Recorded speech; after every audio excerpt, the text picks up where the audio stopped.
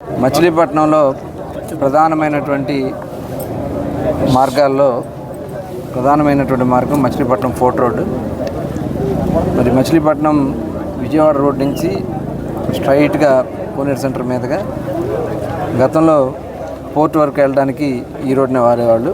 దానికి port road అని నామకరణం ఉంది. మరి ఈ పోర్ట్ రోడ్లో మరి గ్రీనరీని పెంచాలనే ఉద్దేశంతో మరి దీనికి మరి మొట్టమొదట మొత్తం కూడా చెట్లు పెరిగిపోయి నానా చండాలంగా ఉండేది. మేము వచ్చిన వెంటనే మొత్తం కూడా క్లీన్ చేయించి ఇవాళ ట్రీ గార్డ్స్ కూడా ఏర్పాటు చేసి ఇవాళ ఏదైతే తెలుగుదేశం పార్టీ నాయకులు, జనసేన పార్టీ నాయకులు, కార్యకర్తలు, బీజేపీ పార్టీ నాయకులు, కార్యకర్తలు స్వచ్ఛందంగా ట్రీ గార్డ్స్ తయారు చేసి ఆ ట్రీ గార్డ్స్ అన్నింటిని కూడా ఈరోజు ఇవ్వడం జరిగింది. దాదాపు ఒక 200 ట్రీ గార్డ్స్ని తయారు చేయించడం జరిగింది.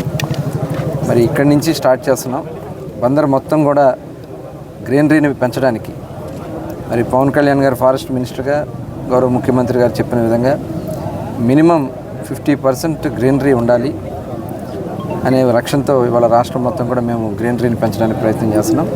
దానిలో భాగంగా ఈ చెట్లన్నింటిని కూడా ఏర్పాటు చేసి ప్రతి రోడ్డును కూడా సుందరంగా ఉంది. మచిలీపట్నం వస్తే మరి గతంలో మరి డివైడర్లన్నీ కూడా పిచ్చ మొక్కలతో ఎండిపోయి రాలిపోయి చాలా చండాలంగా ఉన్నటువంటి పరిస్థితుల్లో ఆ రోజున మొత్తం కూడా గార్డ్స్ ఏర్పాటు చేసి కోనేరు సెంటర్, జిల్లా పరిషత్ సెంటర్ దగ్గర నుంచి రాజుపేట సెంటర్ వరకు కూడా గ్రీనరీ పెంచడం నగరానికి ఒక కొత్త శోభ వచ్చింది.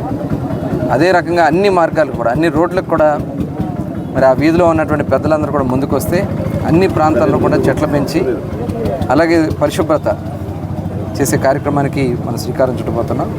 మరి అందులో భాగంగా ఈరోజు ఇక్కడి నుంచి ఇది కార్యక్రమం స్టార్ట్ చేసుకోవడం జరిగింది. ప్రతి ఒక్కరు కూడా దీంట్లో భాగస్వాములు కావాలి. త్వరలోనే పుర ప్రముఖులందరితో కూడా ఒక సమావేశం పెట్టి మేము చేయబోయే మచిలీపట్నానికి అవసరాలు ఏమున్నాయి, మచిలీపట్నాన్ని ఏ రకంగా వారు కోరుకుంటున్నారని చెప్పి వాళ్ళ సలహాలు, సూచనలు తీసుకోవడమే కాకుండా ఇప్పుడు మేము చేపట్టబోతున్నటువంటి కార్యక్రమాలను కూడా వాళ్ళకి తెలియజేయాలనే ఉద్దేశంతో ఒక 2-3 రోజుల్లోనే ఒక సమావేశం పెట్టబోతున్నాం. మరి ముఖ్యంగా మొన్న రోడ్లు వేయడానికి రోడ్డు ఆక్రమణలు అన్నీ కూడా తొలగించాం. వాటిని ఏ రకంగా చేయాలి ఏంటనేది కూడా ఒక లక్ష్యం పెట్టుకోవడం జరిగింది. ఇవాళ రేపు కూడా కలెక్టర్ గారితో, మున్సిపల్ కమిషనర్ గారితో అందరితో కూడా కూర్చొని డిస్కస్ చేసి ఇమీడియట్గా అవన్నీ కూడా పరిష్కారం చేయడమే కాకుండా ప్రజల సలహా సూచనతో ఇది ప్రజాప్రభుత్వాన్ని ముందుకు తీసుకెళ్తామని చెప్పి తెలియజేస్తాం.